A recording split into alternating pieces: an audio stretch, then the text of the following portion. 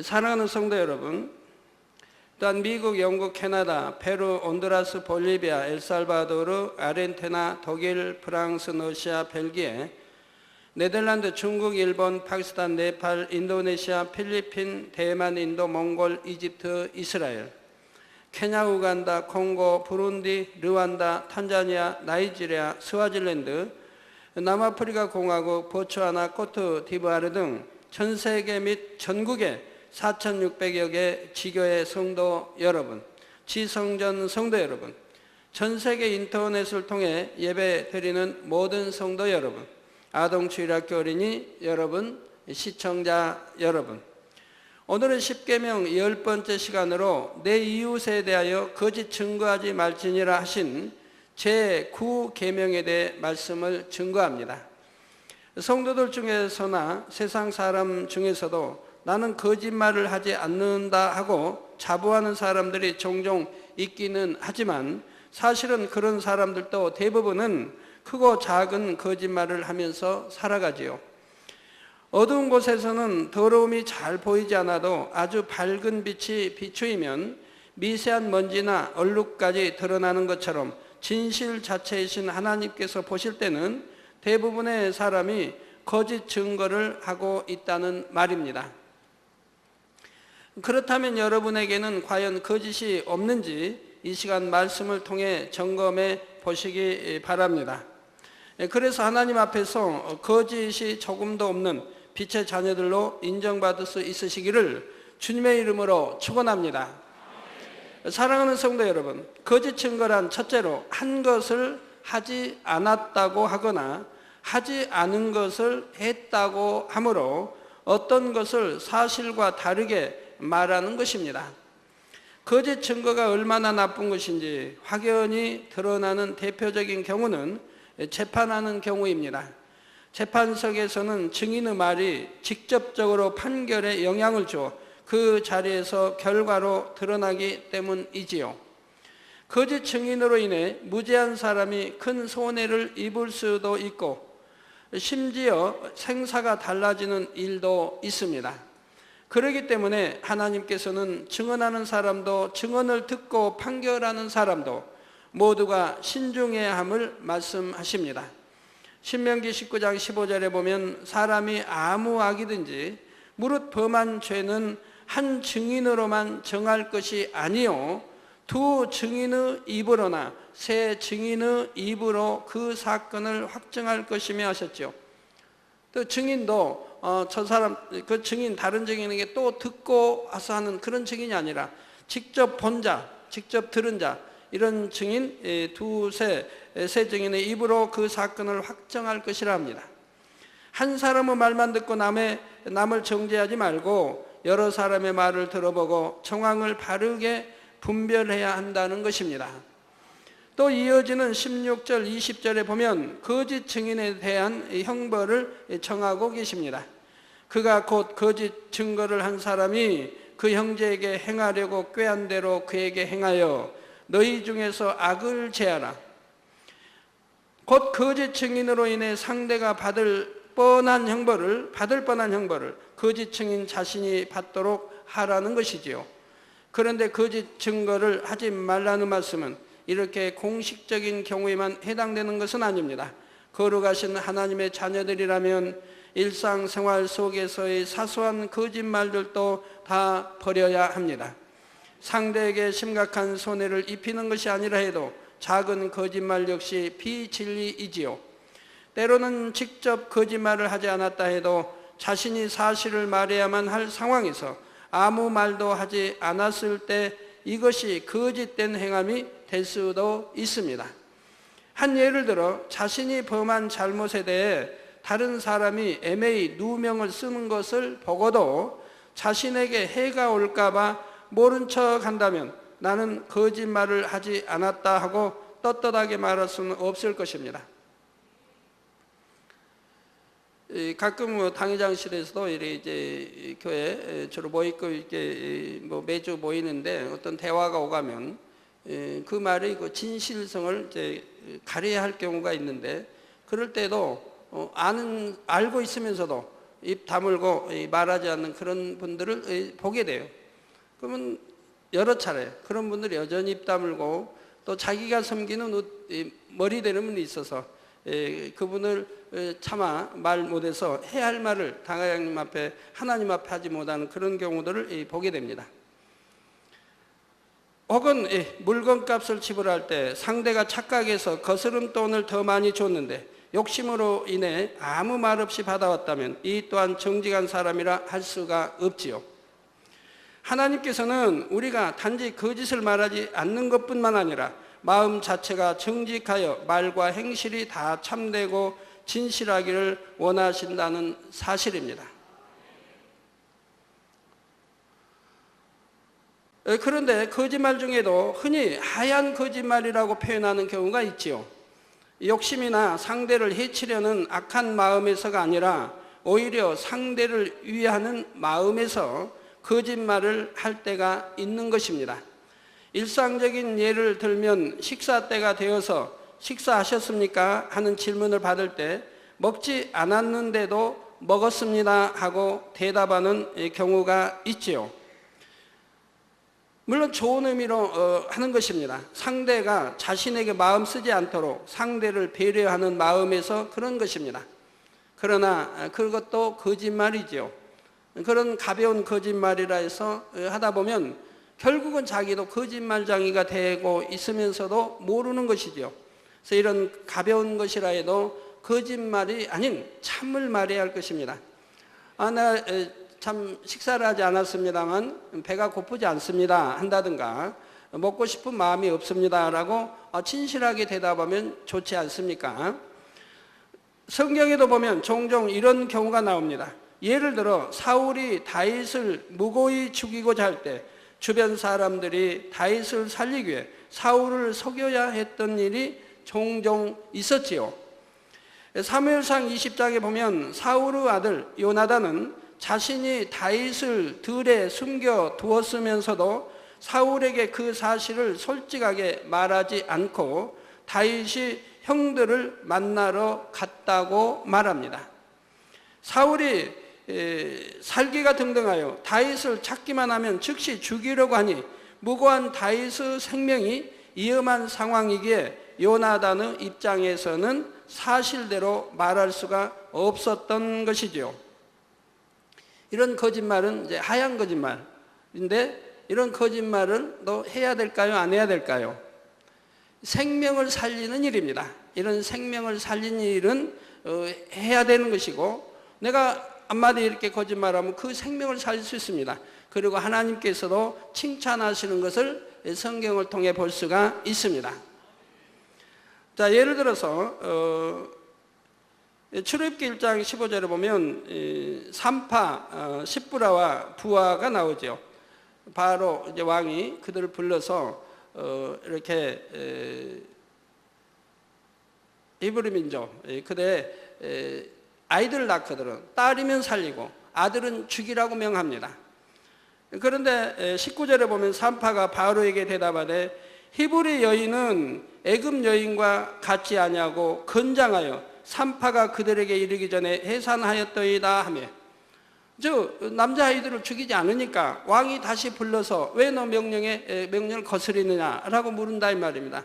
그러니까 산파가 이렇게 거짓 대답을 하고 있다 이 말입니다. 그랬더니 19절 다음 20절에 하나님이 그 산파들에게 은혜를 베푸시니라. 바로 생명을 살리기 위해서 자기 생명이 이태롭습니다. 왕 앞에 지금 거짓말하면 자기가 죽임을 당할 수도 있는데 하나님의 백성들을 살리기 위해서 아이들을 살리기 위해서 지금 자기의 생명을 위험한데도 지금 하나님을 두려움으로 즉 왕보다도 왕에게 죽임을 당할 수도 있는데 성경에 보면 하나님을 두려워함으로 저희들은 참 믿음 있는 사람들입니다.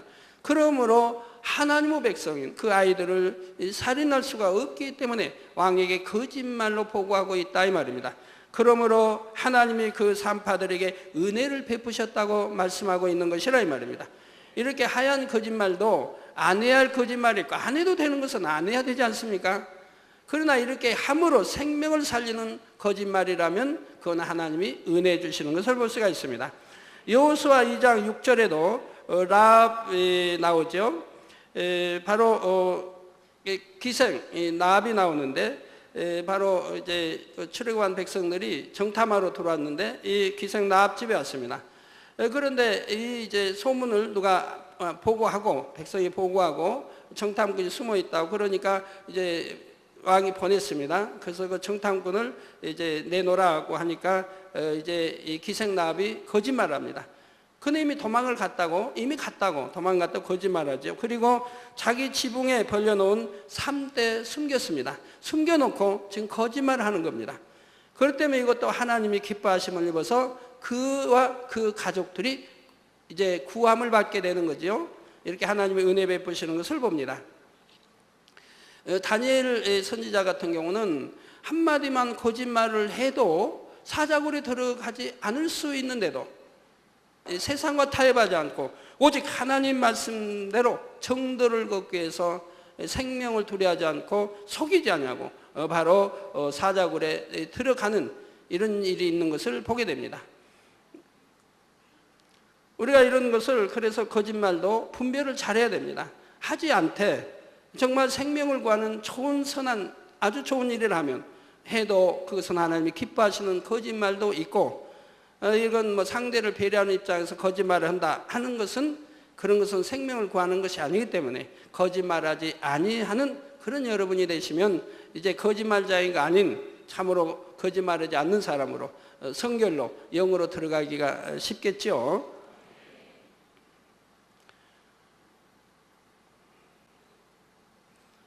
자, 하지만 당시 요나단으로서는 위태로운 상황에서 다윗을 살리기 위해 자신이 할 수 있는 최선을 쫓았던 것입니다. 그리고 이처럼 자기 유익을 구하는 것이 아니며 중심에서 선한 의도로 말하는 것일 때는 하나님께서도 무조건 내가 거짓말했다 하고 정죄하지는 않으십니다.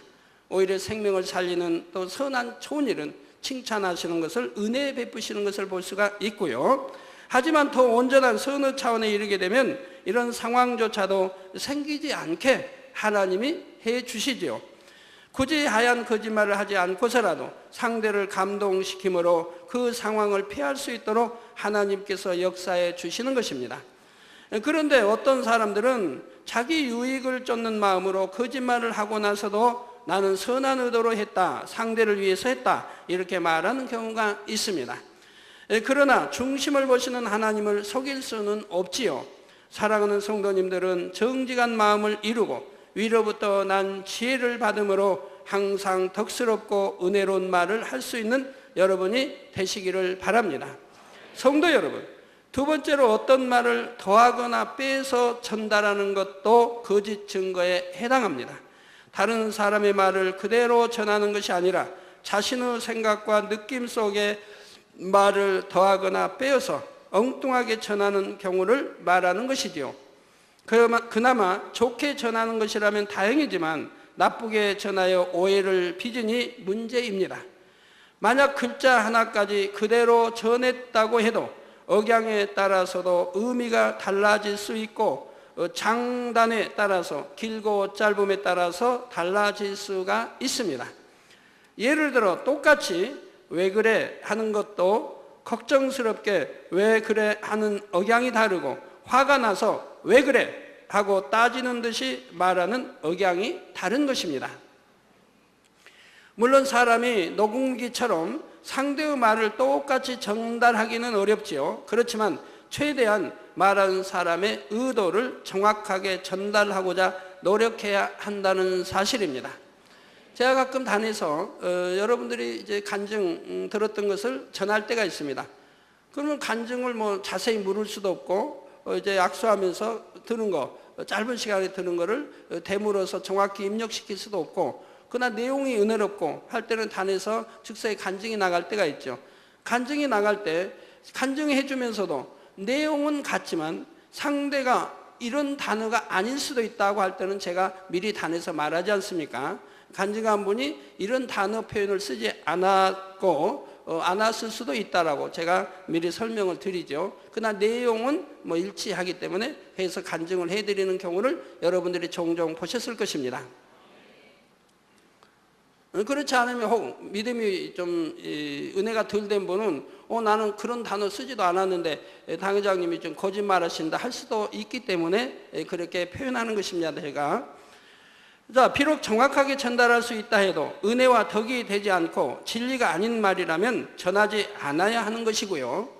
자신은 아무리 좋은 의도에서 남의 말을 전했다 해도 듣는 사람 편에서는 마음이 상함으로 결국 사람들을 이간하는 결과가 되어버릴 수도 있음을 기억해야 합니다.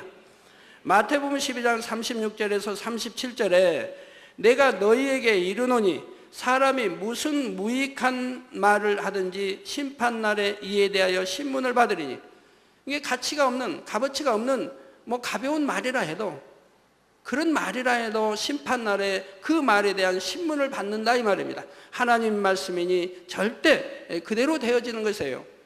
그래서 무슨 무익한 말을 하든지 심판날에 이에 대하여 신문을 받으리니 내 말로 의롭다함을 받고 내 말로 정죄함을 받으리라 하셨습니다. 그러니까 말 한마디 한마디 다 선한 말이 얼마나 좋겠습니까? 고운 말 쓰면 얼마나 좋겠어요.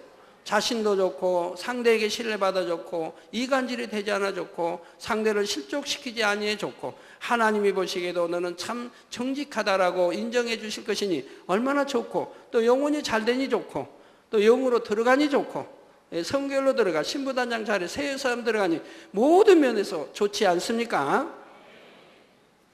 무익하고 이간질하는 말, 남에게 고통 주는 말을 하는 것이 아니라 범사에 은혜롭고 덕이 되는 말을 하여 의롭다함을 받는 여러분이 되시기를 바랍니다.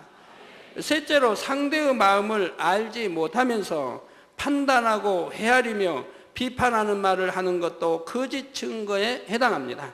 사람들은 남의 표정이나 행동을 보거나 말을 들을 때 보고 들은 그대로만 받아들이는 것이 아니라 자신의 느낌과 생각에 맞춰 상대의 마음이나 의도를 판단하는 경우가 있습니다. 이렇게 잘못 판단하는 경우가 얼마나 많은지요. 여러분, 심신이 깊고 짧음에 따라서 사람마다 표정이 다릅니다. 심신 깊은 사람은 화가 나도 얼굴에 화내는 표정을 짓지 않는 미소를 짓는 사람도 있는 것이고, 심신이 얕으면은 화가 나면 그냥 얼굴에 푸르락파르락 인해 나타나는 경우도 있는 것이고요. 그러니까 얼굴 표정을 보고 판단한다고 해서 맞는 것도 아닌 것이고요.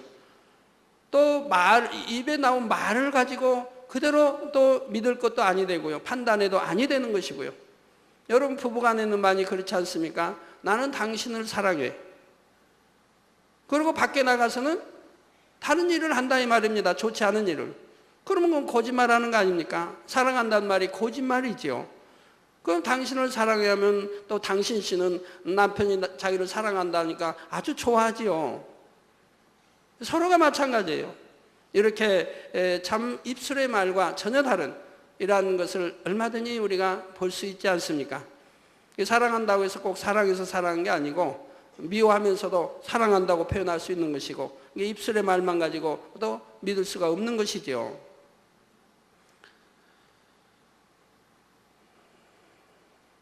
그런데 표정을 가지고 또 말을 가지고 판단하고 정죄한다면 그것이 옳은 일이겠습니까? 우리 중심을 보시는 하나님만이 온전히 판단하실 분이요, 우리 사람은 결코 판단, 누구 정죄, 수군거림이 옳지 않은 일입니다. 저가 이러한 마음이라서 그 말을 했을 것이라거나 분명히 이러이러한 의도가 있어서 저렇게 행동하는 것이라 하는 것이지요. 가령 아랫사람이 윗사람을 어려워함으로 가까이 하지 못할 때 윗사람은 자기 생각에 맞춰 오해할 수가 있습니다. 저가 나에게 불편한 마음이 있는가 보다, 내가 전에 지적한 것이 있으니 서운해서 그러나 보다 하는 것이지요. 눈이 나쁘거나 딴 생각을 하며 걷다가 아는 사람을 못 보고 지나쳤는데 상대는 나를 보고도 모른 척하고 지나갔다. 나에게 감정이 있는가 생각하기도 합니다. 서로 마주 이제 오고 가고 하면서 얼굴을 마주 본다 해도 생각이 엉뚱한데 딴 데가 있으면 모르는 거예요. 그럴 수도 있는 것이고, 어떤 분은 눈이 너무 나빠서 20m, 10m 떨어져도 상대를 알아보지 못해요. 그런 이제 시력이 나쁜 분들이 있어요. 안경을 썼어도. 그런데 이렇게 10m 마주 얼굴을 보고 왔는데, 그러다가 이제 뭐 다른 생각이든 이제 이렇게 지나쳐서 딴 데를 보든 해가지고 지나쳤어요. 그러면 상대는 나를 보고도 지금 모른 체 한다 해가지고 또 오해를 하는 경우도 있는 것이고요. 몸이 아파서 고통스러워하는 사람을 보고 저 사람은 엄살이 참 심하다 하는 경우도 있지요. 자기도 같은 병으로 아파봤는데 겨우 그 정도 가지고 엄살을 부린다는 것입니다. 여러분들이 아파서 고통스러워한다면 제가 볼 때 다 엄살로 보이지 않겠습니까? 저는 웬만한 거 아프다 하지 않으니까요. 뭐 아파 보지도 않지만. 근데 제가 올해 7년 동안 아파 있을 때요, 만약 귀앓이를 한다, 귀에 짓물나고 그게 아니고 귀가 아릴 때가 있어요. 그럼 굉장히 아파 밤새 잠을 못 자요. 뭐 일을 안 된다 그럼 잠을 못 자요. 그래서 되게 아프다 그랬어요. 근데 그런 것을 만약에 지금 제가 귀앓이를 한다, 뭐 어디 아프다 한다면 아픈 거 아마 느끼지도 못할 거예요. 왜? 이제 엄살이라는 게 없어져 버렸으니까요. 그런다고 해서 아이고 내가 아픈데 뭐 꼭 그 엄살인가라고 여러분 표현한다고 하실지 모르지만, 여러분이 어떻게 성장했느냐에 따라서 또 어떻게 훈련 받았냐에 따라서 다르지요. 군대 가서 맨 바다만 이렇게 맞는 사람은, 지금 군대는 안 그러지만 옛날에 뭐 60년대 70년대 군대에 가면 뭐 바다 뭐 예사로 맞지요.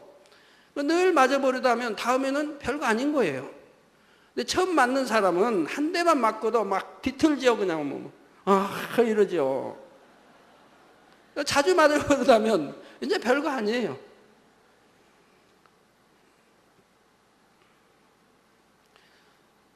어려서 이렇게 아이들을 키울 때 오냐 하고 이렇게 참 키운 아이는 좀 성장해서 뭐 좀 어디 아프면 굉장히 아픔을 느끼죠. 그러나 어려서부터 엄한 부모 밑에서 회초리를 그냥 맞고 이렇게 성장한 아이라면 웬만한 아픔은 인내하고 참아버립니다. 자, 그러나 똑같은 상황에 처했다고 해도 사람마다 받게 되는 느낌과 생각이 다르고, 같은 어려움을 겪는다 해도 사람마다 감당할 힘이 다릅니다. 또한 아무리 눈치가 빠른 사람도 서로 사랑하고 친한 사이라고 해도 상대의 마음을 다 헤아리기는 어렵습니다. 수십 년을 한 집에 살아온 가족이나 부부 사이에도 서로를 오해하는 경우가 종종 있죠. 그런데도 사람이 자기 기준에 맞춰 상대를 오해하고 판단함으로 감정을 품거나 상대를 비방하는 일이 얼마나 많이 있겠습니까? 여러분, 참 부부 사이에도요, 남편은 나같이 아내 마음을 잘 아는 사람이 없다, 아내 마음을 잘 아는 것처럼, 아내도 내 남편 마음을 잘 아는 것처럼 한 이부자리에서 10년, 20년, 30년을 살았는데 잘 안다고 할 수 있겠죠. 그런데 그게 아닌 걸 볼 수가 있습니다. 지난주가 저지난주가에 뉴스에 그런 뉴스가 나옵니다. 요즘은 뭐 50대, 60대, 뭐 40대, 50대, 60대 이혼율이 참 많대요. 옛날 같으면 상상도 못할 일인데 50대, 60대도 이혼율이 많다 이 말입니다. 그럼 그분들이 결혼하고 자녀들 낳아서 시집 장가 보내고 살면서 설마 50대, 60대 가서 이혼하리라고 생각이나 했겠습니까? 그렇게 오래 살아도 10년, 20년을 살았다 해도 남편의 마음을 모르는 것이요, 아내의 마음을 모르고 살더라 이 말입니다. 그런데 하물며 다른 사람 마음을 헤아리려고 한다면 이것이 되겠습니까? 상대는 전혀 그런 마음이 아닌데도 자신의 판단이 옳다고 굳게 믿음으로 사실이 아닌 말을 전하게 되고, 이것이 결국 거짓 증거가 되는 것입니다. 이렇게 사실이 아닌 말을 전하게 되면 그 말만 듣고 동조함으로 남을 판단하고 허물을 말하는 사람도 있습니다. 이 역시 거짓 증거에 동참하는 어리석은 행동이죠. 성도 여러분, 자기 기준에 맞춰 상대를 판단하고 비방하는 사람은 자신이 상대를 정죄하는 그 정죄가 오히려 자신에게 해당되는 것을 깨달아야 합니다. 대부분의 유괴 사람들은 자신이 어떤 상황에서 악을 바랬다면 다른 사람들이 동일한 상황에 처할 때 그들도 자신과 같은 악을 바랄 것이라고 생각하지요.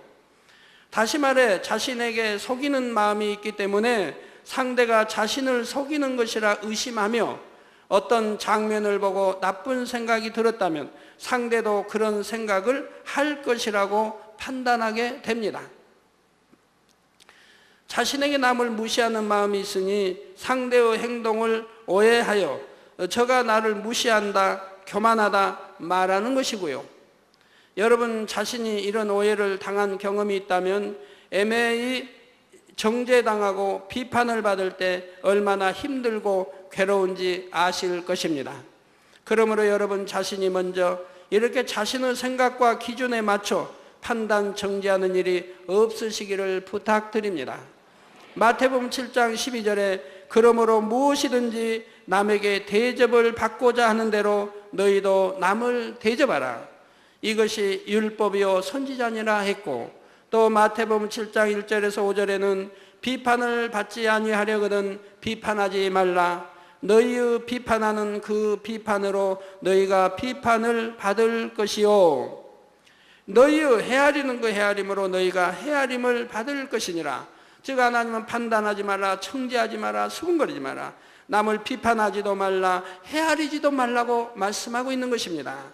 어찌하여 형제의 눈 속에 있는 티는 보고 내 눈 속에 있는 들보는 깨닫지 못하느냐. 여러분 티는 얼마나 적습니까? 티는 눈에 보일락 말락이 적은 거지요. 나 들보는 얼마나 큽니까? 여긴 들보가 눈에 안 보이나요? 우리 이제 그 초가집, 나무로 짓는 집들을 보면 가운데 들보들이 있습니다. 크게. 이 들보는 얼마나 커요?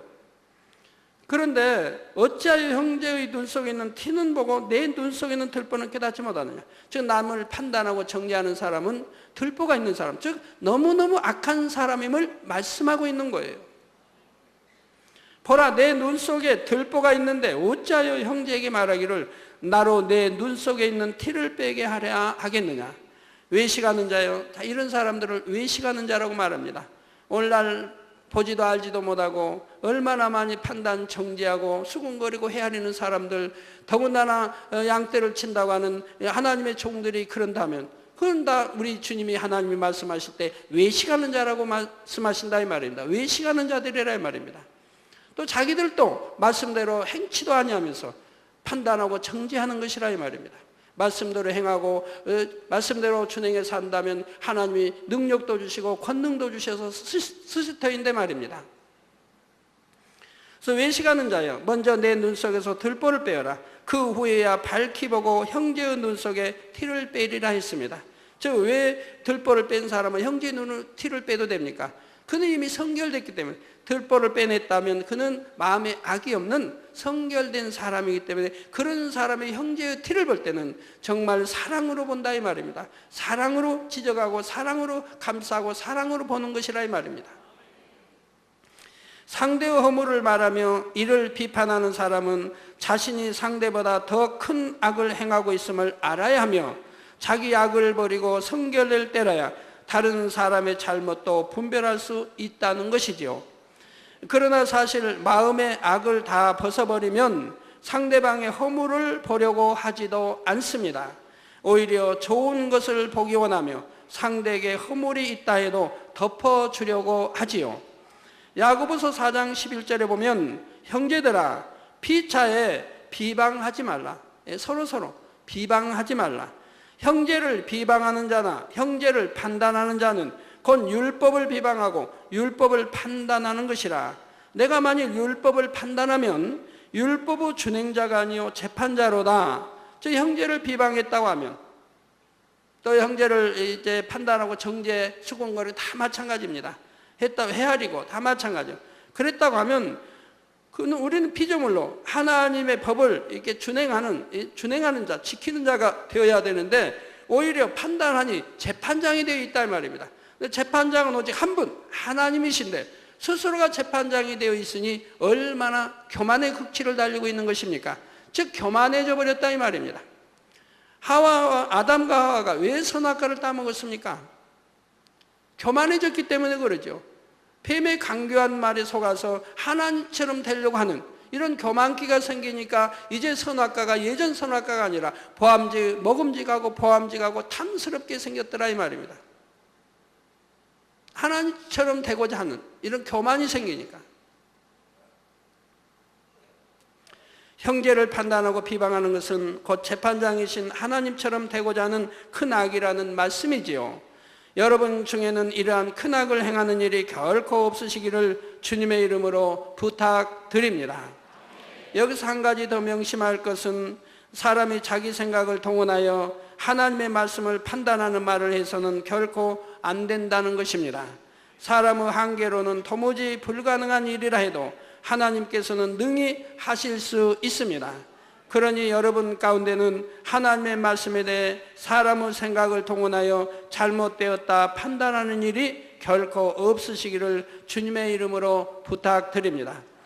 성도 여러분, 사람들은 악한 의도가 없을 때도 사소한 거짓말을 종종 합니다. 예를 들어 자기 생각 속에서 사실과 다르게 과장하거나 축소하는 경우가 그러하지요. 상대가 아주 많이 먹었다 하면 다 먹어버렸다 하고 전하기도 하고, 조금밖에 안 남았다 하면 하나도 안 남았다 하고 전하는 것입니다. 그게 남은 게, 조금 남은 게 내가 너무 좋아하고 먹고 싶은 것이라고 하면, 그러면 그런 경우는 하나도 안 남았다고 한다 이 말입니다.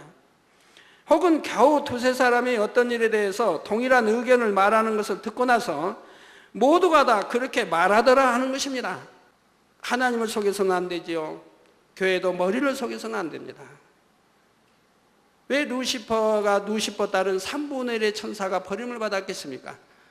천사들이라도 루시퍼 휘하에 있는 천사들이니까 루시퍼에게 순종해야 됩니다. 그러나 하나님을 대적하는 일은 결코 순종해서는 아니 되는 것이라 이 말입니다. 왜? 하나님이 머리니까요. 그런데 하나님이 머리인데 하나님이 임명한 하나님의 밑에 있는 천사장이 천사장 말을 따랐기 때문에 그들도 3분의 1이 다 같이 멸망의 길로 가게 된 것이라, 버림을 받게 되는 것이라 이 말입니다. 더군다나 교회를 위한 일이라면 내가 정직하게 할 말은 해서 잘못된 것은 고치고 바로잡고 이렇게 해나가야 하는 것이라 이 말입니다. 때로는 남의 말을 전할 때 자신의 생각에 맞춰 아주 엉뚱한 말로 전달하는 사람도 있지요. 예전에 여러 사람이 한 상에서 식사를 하던 중에 제가 상이 초라하네 하고 말한 일이 있습니다. 이때 저는 반찬의 종류를 말한 것이 아니고 각각의 그릇에 담긴 반찬의 양이 적다는 의미였습니다. 가끔가다 저 때문에 이런 불이익을 당하는 경우가 있어요. 저는 밥도 이렇게 조금 먹으니까 그걸 아는 이제 성도님들은 밥을 조금 담죠. 근데 저의 일행도 똑같이 조금을 담는다 이 말이에요. 반찬도 마찬가지. 저는 조금 먹고 조금 반찬 조금이면 되지만 다른 사람들은 저보다 두세 배를 먹는다 이 말입니다. 그러니까 반찬의 양이 많아야 되는데 너무 반찬의 양이 적고 밥도 아주 적게 담고, 이제 그래서 그런 표현이 나갔는데, 많은 사람이 함께 먹고 있으니 그릇마다 반찬이 좀 넉넉하게 담겨 있으면 좋겠는데 조금씩만 담겨 있었던 것이죠. 그런데 이 말을 듣고 어떤 분이 전달하기를 당회장님이 밥상에 고기 반찬이 없다고 하셨다라고 전달하는 것입니다. 상이 초라하다는 저의 말이 그분에게는 고기 반찬이 없다는 말로 해석되었기에 제가 하지도 않은 말을 전하면서도 스스로 거짓말하는 줄을 깨닫지 못하는 것이죠. 그래도 그 상을 차렸던 그 분이 다행히 저에게 아이고 죄송합니다 이렇게 좀 부실해서요. 그래서 제가 뭐가 죄송합니까? 맛있게 잘 들었는데요. 그런 대화를 나중에 이제 했기 때문에 오해가 풀리죠. 그래서 당회장님은 고기 반찬 좋아하는 거 아시기 때문에 이게 채소로만 했는데 고기 반찬이 없다고 이렇게 하셨다 해서 제가 굉장히 민망했습니다. 그래서 제가 다시 설명을 했죠. 나 고기 반찬 없고 채식만 주니 제가 얼마나 맛있게 먹었는데요. 그 성도님은 참 순종을 잘해서 이렇게 고기 반찬을 싫어하는 거 아시니까 채소로 이렇게 올렸다 이 말이에요. 그런데 전하는 분이 고기 반찬이 없어서 부실하다라고 이렇게 말한 것처럼 전해버렸으니 얼마나 오해가 크겠습니까? 그분이 만약에 저하고 풀지 않았다면 두고두고 은혜가 안 될 거예요. 당 회장님은 분명히 고기 반찬 잘 안 잡순다고 하더니 이제 고기 반찬이 없다고 참 말씀을 하셨다고 하니 내가 참 민망하고 몸둘 바를 모르겠다고 서운해한다든가 은혜가 떨어져 있으면 어찌합니까? 말 한마디 잘못 전함으로 거짓말함으로 상대를 실족시킬 수도 있고 은혜를 떨어칠 수도 있고 당 회장과의 사이에 거리 간격이 생기게 할 수도 있는 것 아니겠습니까? 여러분 가정에서도 형제간에도 이웃간에도 부모간에도 부부간에도 다 마찬가지인 것입니다. 물론 이런 일은 어찌 보면 사소한 것일 수도 있습니다. 어떤 나쁜 마음으로 남을 해치려고 일부러 거짓말하는 것도 아니고 상대를 악하게 판단하려는 것도 아닙니다. 그럼에도 불구하고 이렇게 말을 더하거나 빼는 거짓된 모습이 자신에게도 있다면 더 근본적인 문제를 깨달아 보아야 하지요. 이런 일들이 제 주변에도 참 많이 있습니다. 제가 전에 어떤 이제 여 목사 안수를 둘 때 이런 분은 여 목사 안수를 줘야 하지 않겠느냐고 설명한 적이 있습니다. 왜냐하면 늘 교회 이제 집회를 다니니까. 그 목사님 교회 늘 집회를 다니고 또 해외도 손수건 집회를 다니고 그러니까 해외도 더군다나 목사님 모이는 그런 교회 세미나도 하고 근데 여천도사로서는 격이 안 맞다 이 말이에요. 그래서 이런 분은 이렇게 목사 안수를 일찍 주는 게 하나님 편에서도 우리가 가지 않겠나 이런 대화를 했는데 그 대화가 또 와전이 된 거죠. 그래가지고 손수건 집회 가지도 아니하고 어디 교회 가지도 아니한 엉뚱한 종에게 당신 목사 안수 받을 준비 안 하고 당회장님 말씀하셨다고 또 이렇게 전해가지고 그래가지고 그 여전도사가 얼마나 민망해하는지 나는 목사 안수 받고 싶지 않아요. 즉 다른 많은 분들이 있는데 먼저 된 분들이 있는데 그분들이 받아야지 저는 정말 받는 것을 원치 않습니다라고 저에게 말씀해 주셔서 또 이렇게 말이 또 화전됐구나 또 판단 정죄하게 됐구나 하는 것을 알게 되죠. 이런 일들이 너무 비일비재 많은 거예요. 가지고 얼마나 많이 오해를 낳게 되는지요. 말을 한 것을 정확하게 뚫어서 그 말만 전하면 되는데 전혀 엉뚱하게 판단해가지고 이렇게 말을 전하니 엉뚱한 말이 되더라 이 말입니다. 마음이 진리로 채워진 사람은 아무리 사소한 것이라도 더하거나 빼서 전달하지 않습니다. 상대가 더 많은 것을 듣기 원하는데 자신이 말해줄 수 있는 것이 별로 없다 해도 오직 알고 있는 그대로만 말할 뿐이지 자신의 생각과 느낌을 더해서 사실인 것처럼 말하는 일도 없어야지요. 오직 사실 그대로를 받아들이고 사실 그대로를 전달하는 것입니다. 그러므로 사소하게 보이는 것이라 해도 자신의 말에 진실성이 결여되어 있다면 이는 곧 자신의 마음이 진리로 채워지지 않았고 거짓의 속성이 남아있음을 깨달아야 합니다.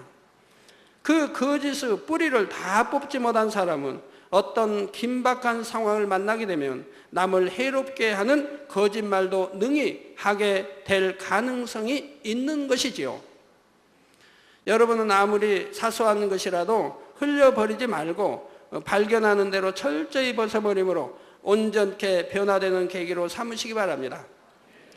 어떤 분은 거짓말은 아니지만 아까 이제 당회장실에 모임이 있을 때 제가 어떤 이제 숫자를 물었는데 거기에 이제 숫자 개념이 참 밝은 분이 있어요. 숫자를 잘 오래된 것도 잘 기억하고 밝은 분인데 그분이 몇 명입니다라고 말을 해요. 뭐 19명입니다라고 말을 해요. 그런데 그 모임이 끝나고 나왔는데 그분이 다시 정정해서 말씀하는 거예요. 몇 명이 아니라 19명이 아니라 25명입니다라고 정정해서 말하는 거예요. 그러면 거기에 많은 사람들은 19명인 줄 알고 있는데 이제 정정해서 저에게 말하니 그래서 제가 이제 그분은 그런 숫자에 밝기 때문에 한 그래도 7, 80% 신뢰를 했는데 그 방면에 이제 신뢰가 그만큼 떨어지지 않습니까? 그 한 번의 실수가 꼭 한 번인지 아니면 자주 그럴 수 있는 것인지 그런 건 거짓말을 하고자 한 것은 아니지만 그래도 거짓말이 되고 말았죠. 그래서 정확하게 알지 못하면 대략 이렇게 표현해야 할 것이고 정확히는 알지 못하지만 대략 몇 명쯤 될 것입니다 라고 표현한다든가 이렇게 말을 바꾸어 하면 되지 않습니까?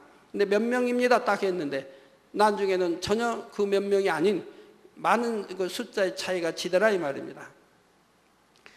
우리 아이들을 둔 부모님들, 뭐 연세 많으신 분도 마찬가지고, 여러분 자녀들에게 참 거짓말 많이 가르치시죠?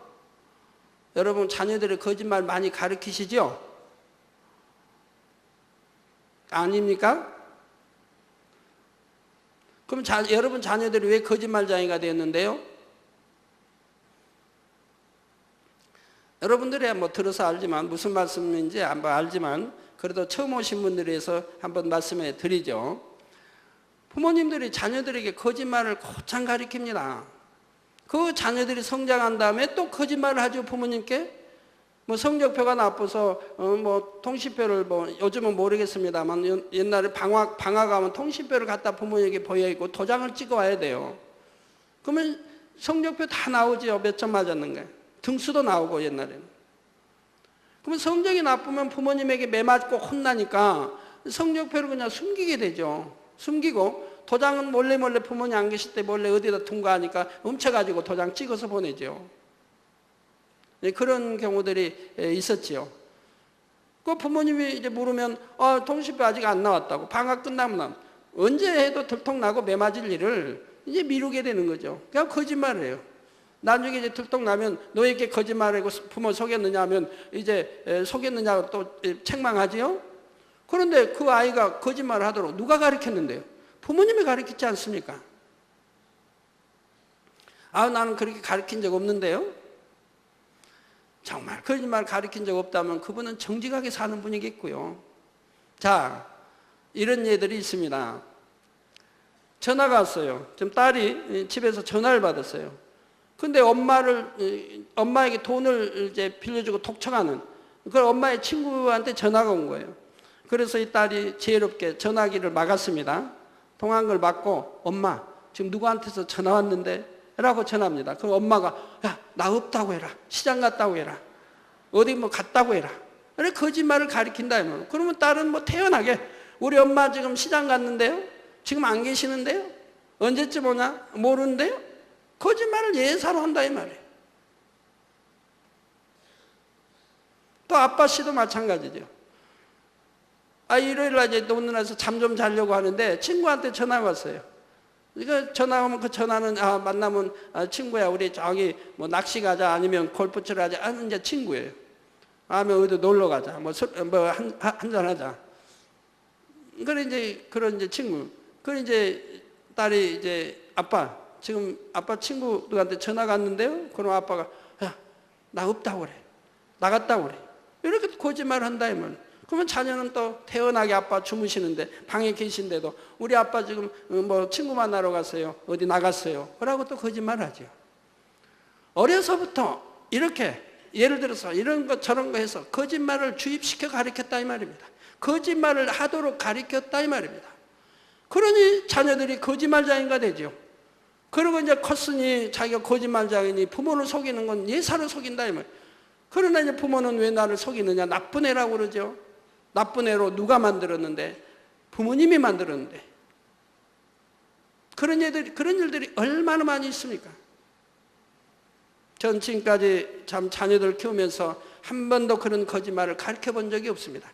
그러니까 자녀들도 거짓말하지 않는다 이 말입니다. 속이려고 하지 않는다 이 말입니다. 결론을 말씀드립니다. 사랑하는 성도 여러분, 오늘은 내 이웃에 대하여 거짓 증거하지 말지니라 하신 9번째 계명에 대해 증거했습니다. 사람들이 일반적으로 생각하는 거짓말 외에도 말을 더하거나 빼는 것이나 남의 마음을 헤아려서 판단, 정죄하며 비판하는 것도 하나님 앞에서는 다 거짓 증거라 했습니다. 사랑하는 성도님들은 빛이신 하나님의 자녀답게 아무리 사소한 것이라도 거짓과는 전혀 상관없는 정결한 마음을 이루시기 바랍니다. 그래서 시편 84편 11절에 여호와 하나님은 해요 방패시라. 여호와께서 은혜와 영화를 주시며 정직히 행하는 자에게 좋은 것을 아끼지 아니하실 것임이니이다 라고 합니다.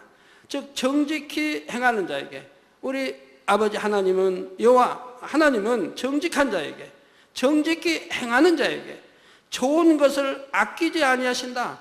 이 좋은 것을 얼마든지 주신다, 아끼지 않고 얼마나 주신다 이 말입니다. 누구에게 줘요? 정직히 행하는 자에게.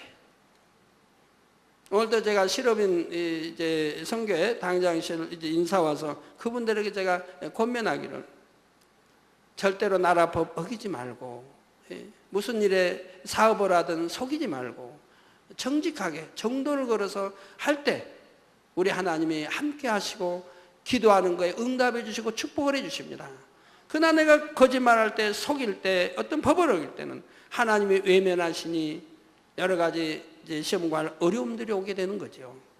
그래서 정직히 행하도록, 거짓 없이, 또 어떤 법을 어기지 말고 이렇게 제가 행하도록 권면해 드렸는데, 우리 실업인 선교 아들들 다 아멘 하십니다.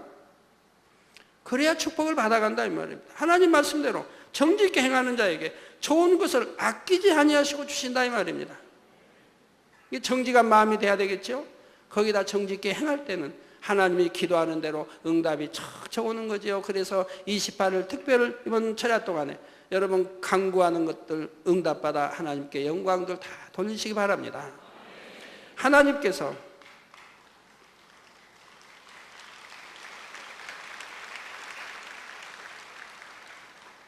응답받고 축복받으시라면 참 좋죠. 예, 좋아하셔야죠. 정말 응답받고 축복들 많이 받아서 영광들 많이 돌리세요. 이렇게 제목이 좋지 않습니까? 진정한 축복. 하나님이 어떠한 축복을 여러분 주실는지 정말 믿음을 가지고 사랑으로 내가 기도한 거 응답 받았다고 믿고 그리고 기도를 하세요. 그래야 그 기도가 응답이 되는 거죠. 의심하거나 아이고 이게 응답될까 한다거나 이럴 때는 응답이 안 온다고 야고보 실장이 말씀하고 있는 거죠. 의심하기 때문에, 두 마음을 가졌기 때문에. 그러나 내가 응답받았다고 믿고 믿음으로 사랑의 간구와 기도 올릴 때 하나님은 응답해 주신다 이 말입니다. 하나님께서 여러분의 길을 밝히 비추시고 어려운 일마다 방패가 되어주시며 정직히 행하는 여러분의 삶 가운데 모든 좋은 것을 아낌없이 부어주시기를 주님의 이름으로 축원합니다.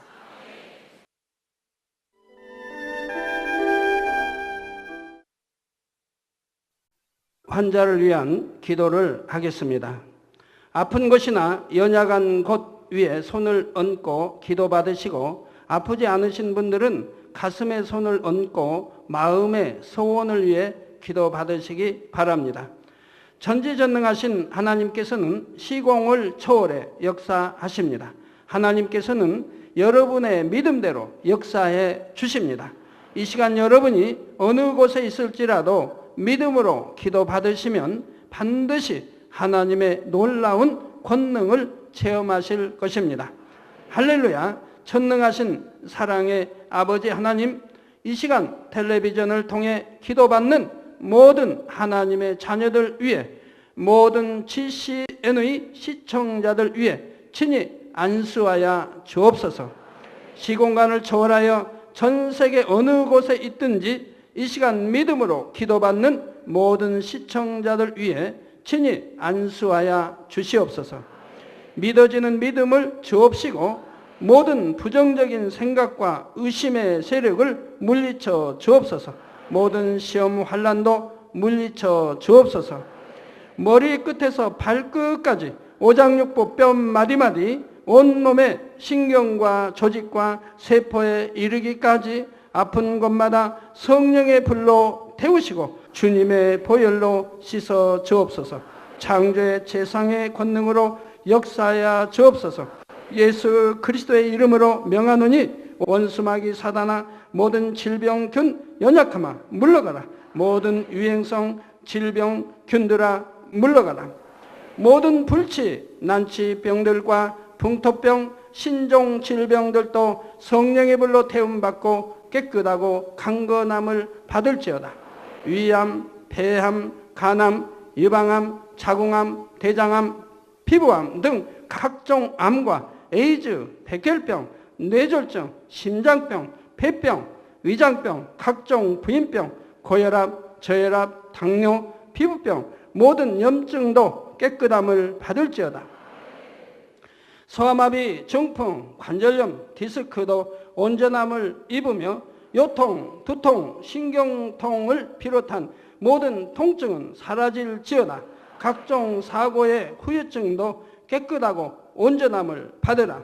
감기, 몸살, 독감, 갑상선 질환도 성령의 불로 태움받고 깨끗함을 받을지어다. 간질, 자폐증, 우울증, 노이로제 등 모든 정신질환도 물러가라. 마음에서 어둠이 물러가고 기쁨과 평안이 임할지어다. 아버지 하나님, 창조의 최상의 권능으로 역사하사 연약한 것마다 온전케 하여 주시옵소서. 모든 마비된 것도 풀어지고 앉은 뱅이는 걷고 뛸지어다. 잘 안 보이는 눈은 잘 보이라. 잘 안 들리는 귀는 잘 들릴지어다. 소경은 눈을 뜨며 귀머거리는 들으며 벙어리는 말할지어다. 잉태하지 못하는 자에게 잉태의 축복을 주시고 부러진 뼈도 붙여주시며 화상 입은 것도 온전케 하여 주옵소서. 마약을 비롯하여 각종 약물과 독극물에 중독된 것도 성령의 불로 태워 깨끗게 하여 주옵소서. 죽은 자가 살아나며 죽은 신경과 세포가 살아나게 하옵소서. 모든 어둠이 물러가며 모든 악기도 나가게 하여 주시옵소서. 예수 그리스도의 이름으로 명하노니 원수마귀 사단아, 하늘 공중 권세 잡은 악의 영들아 물러가라. 그의 사자들도 물러갈지니라. 이 땅의 악한 영, 더러운 영, 거짓되고 간사한 영, 이간질하고 미혹하는 모든 어둠들은 물러가라. 모든 흉악의 결박을 풀고 어둠아 물러가라. 빛이여 임하라. 아버지 하나님, 영육간에 강건케 축복하여 주시옵소서. 부르짖어 기도할 수 있는 능력을 주시고 죄를 버리고 성결될 수 있는 능력을 주옵소서. 영원히 잘됨같이 범사에 잘되게 하시고 마음의 소원에 응답하시고 간구와 기도에도 응답하여 주옵소서. 믿음, 소망, 사랑이 더하게 하시며 가정의 복음화도 이루어 주옵소서. 모든 사고와 재앙으로부터 지켜주시고 불통이 없는 형통한 삶을 살 수 있도록 축복해 주옵소서. 성령의 불담으로 천군 천사와 주님의 불꽃 같은 눈동자로 모든 하나님의 자녀들과 가정 일터 사업터를 지켜 주시옵소서. 들어와도 나가도 복받으며 구워줄지언정 꾸지 않는 축복을 주옵소서. 지혜와 명철을 주시고 성령의 감동감화 충만함을 입게 하옵소서. 모든 주의 종들과 일꾼들에게 능력 주셔서 사명 감당 잘하게 하시고 교회마다 크게 부흥하는 역사가 일어나게 하여 주옵소서. 하나님의 자녀들이 먹으나 입으나 마시나 무엇을 하든지 하나님 앞에 영광 돌리는 삶이 되게 하여 주시옵소서. 나는 만났노라, 체험했노라, 응답받았노라, 축복받았노라 간증하는 입술이 되게 역사하여 주시옵소서. 아버지 하나님 감사합니다. 홀로 영광 받으옵소서. 우리 주 예수 그리스도의 이름으로 기도하옵나이다. 아멘.